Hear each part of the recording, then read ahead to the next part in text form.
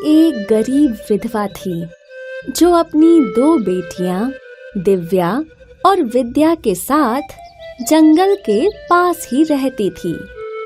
नंदा के पति की एक छोटी सी जमीन थी जहां अब नंदा खेती किया करती थी। वो बड़ी मेहनत से अपने घर का सारा काम करती थी और फिर खेती बाड़ी भी करती थी। नंदा के गन्ने के खेत थे। एक बार नंदा के गन्नों की फसल अच्छी खासी उग चुकी थी। वो अपनी फसल देखकर बहुत खुश थी। इस बार की फसल बेचकर मैं तुम दोनों के लिए नए कपड़े खरीदूंगी। और माँ, मुझे चूड़ियाँ भी चाहिए। हाँ, तुम दोनों के लिए चूड़ियाँ भी जरूर लेंगे। दोपहर का वक्त था और नंदा अपने घर में कुछ काम कर रही थी। तभी उसके खेतों में एक हाथी आया जिसके दोनों दांत सोने के थे। गन्ने के खेत देखकर हाथी बहुत खुश हुआ। अरे वाह, ये तो बहुत ही मीठे दिख रहे हैं। चलो अच्छा है, आज इनसे ही अपना पेट भरूंगा। हाथी ने गन्ने खाना शुरू किया। कुछ देर बाद नंदा खेत पहुंची और हाथी को गन्ना खाते देख रोने लगी। हाँ? अरे हे गजराज, ये क्या कर दिया? इन गन्नों से मैं अपनी गरीबी दूर करने वाली थी, लेकिन अब लगता है कि हमारे खाने के भी लाले हो जाएंगे। तुम रो मत, मुझे तुम्हारी परिस्थिति के बारे में पता नहीं था। मेरे दोनों दांत सोने के हैं। मैं इसका कुछ टुकड़ा तुम्हें दे देता हूँ। तुम उसे बेचकर अपनी गरीबी दूर कर लेना। हाथी ने अपने एक दांत का एक छोटा टुकड़ा तोड़ा और नंदा के हाथ में रख दिया और फिर वो वापस चला गया।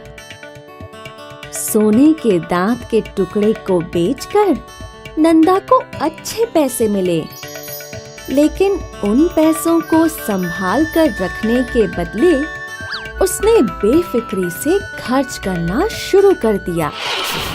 नतीजा, 1 वर्ष में ही उसके सारे पैसे खत्म हो गए। एक बार फिर मुझे उस सुनहरे दांत वाले हाथी से मदद मांगनी चाहिए। नंदा ने हाथी के लिए गन्ने लाए और उन्हें अपने खेत में रख दिए और हाथी के आने की राह देखने लगी। हाथी आया और फिर नंदा ने उसे गन्ने खिलाए और फिर मेरे सारे पैसे खत्म हो गए। क्या एक बार फिर तुम मेरी मदद करोगे?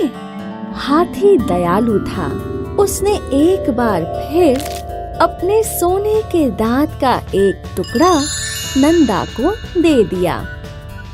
अगले 2 वर्ष नंदा और उसकी बेटियों के अच्छे कटे, लेकिन फिर एक बार उनके सारे पैसे खत्म हो गए। इस बार नंदा ने सोचा, लगता नहीं इस बार हाथी मेरी मदद करेगा, लेकिन इस बार मैं उसके दोनों दांत ही निकाल लूंगी। एक बार फिर नंदा ने गन्ने खेतों में रखे और हाथी की राह देखने लगी और शाम होते ही हाथी वहां पहुंच गया। इस बार नंदा हाथी को गन्ना खिलाने के लिए आगे बढ़ी और फिर उसने हाथी के दोनों दांतों को खींचकर उखाड़ने की कोशिश करना शुरू कर दिया। हाथी थोड़ा छटपटाया और फिर उसने अपने सिर से नंदा को दूर फेंक दिया।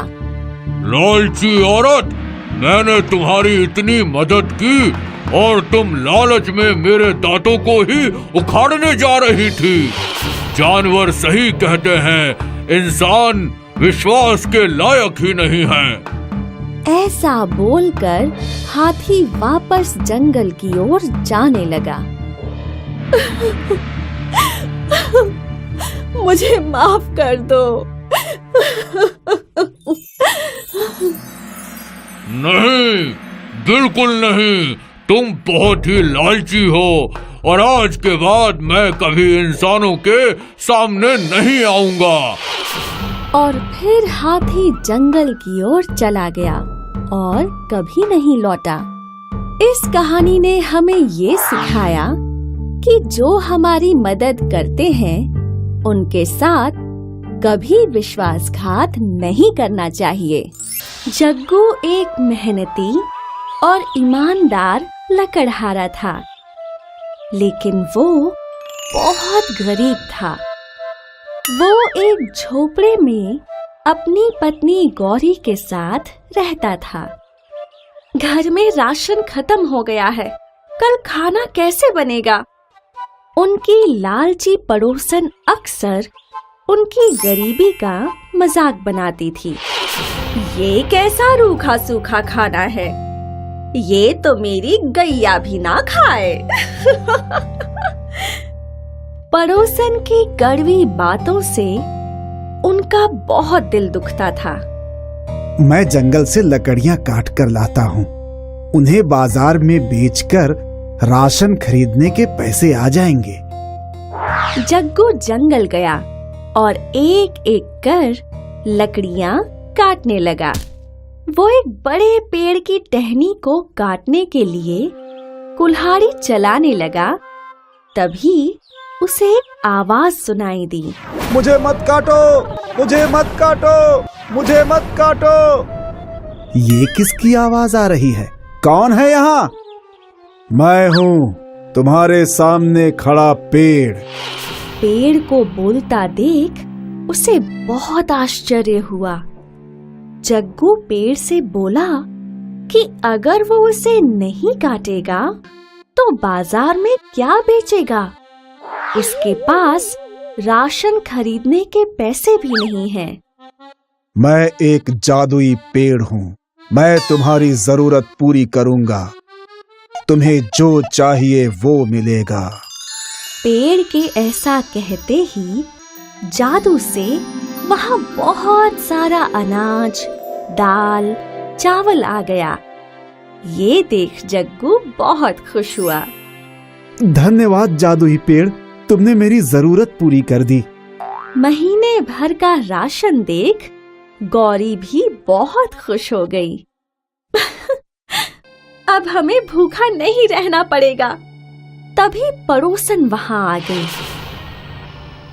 वहां रखा सामान देख, इतना सारा राशन इन गरीबों के पास। पड़ोसन ने गौरी को उसके बेटे के जन्मदिन की दावत का न्योता दिया। शाम को दावत में कोई फटी पुरानी साड़ी पहनकर मत आ जाना। गौरी के पास तो एक भी अच्छी साड़ी नहीं थी। वो दुखी होकर रोने लगी।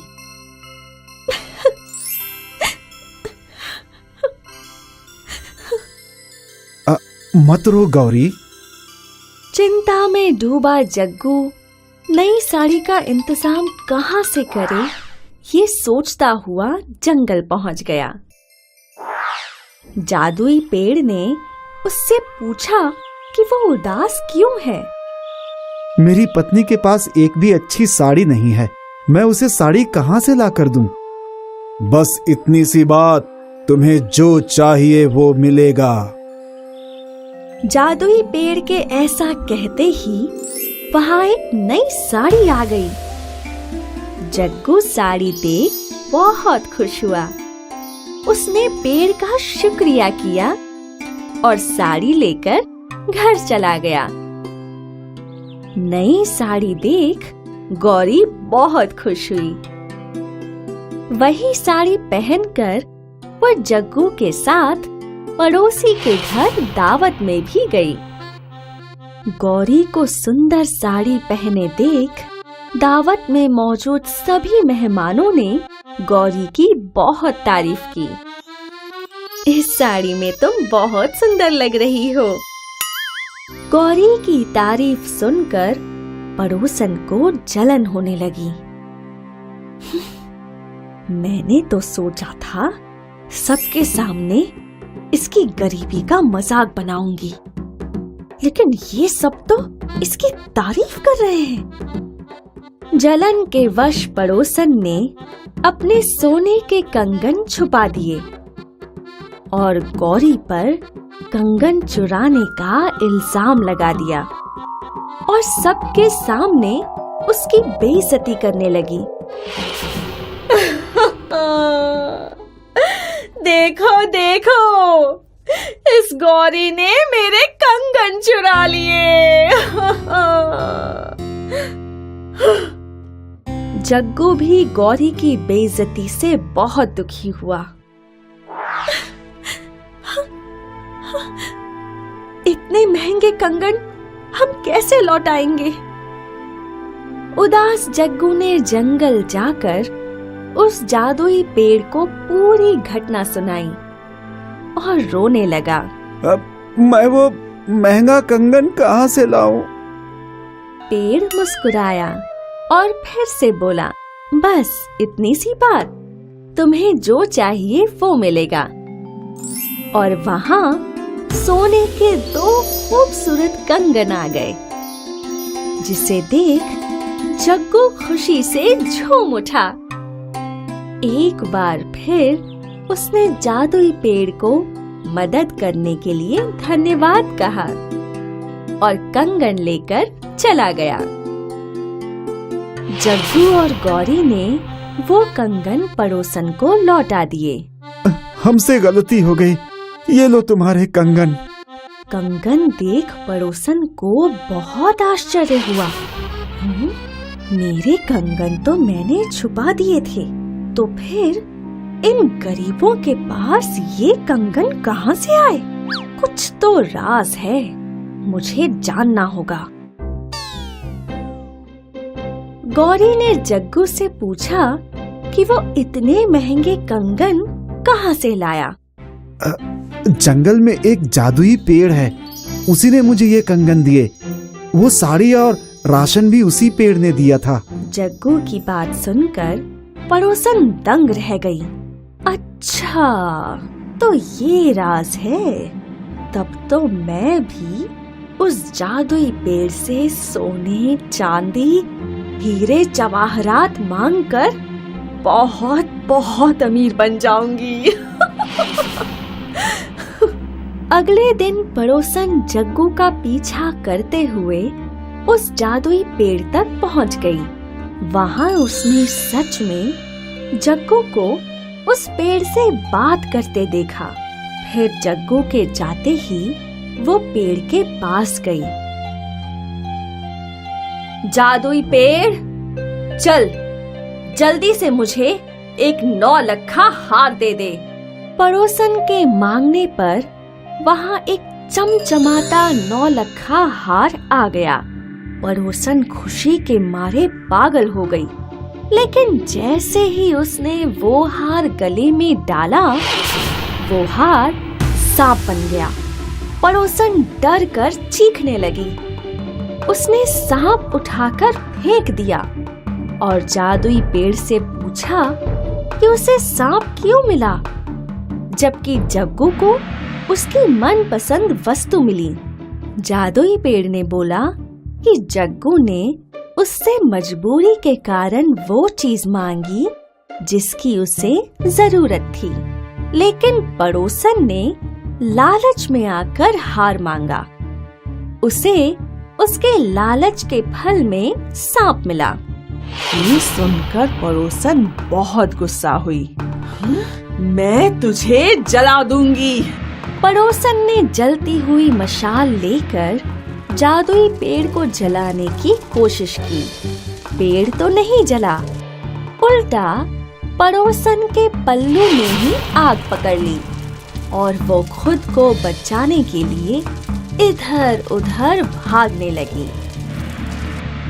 इस कहानी से हमें ये सीख मिलती है कि मेहनत और ईमानदारी से काम करने वाले को अपनी जरूरत की हर वस्तु मिल जाती है, लेकिन लालच करने वालों को कुछ नहीं मिलता, क्योंकि लालच का कोई अंत नहीं है।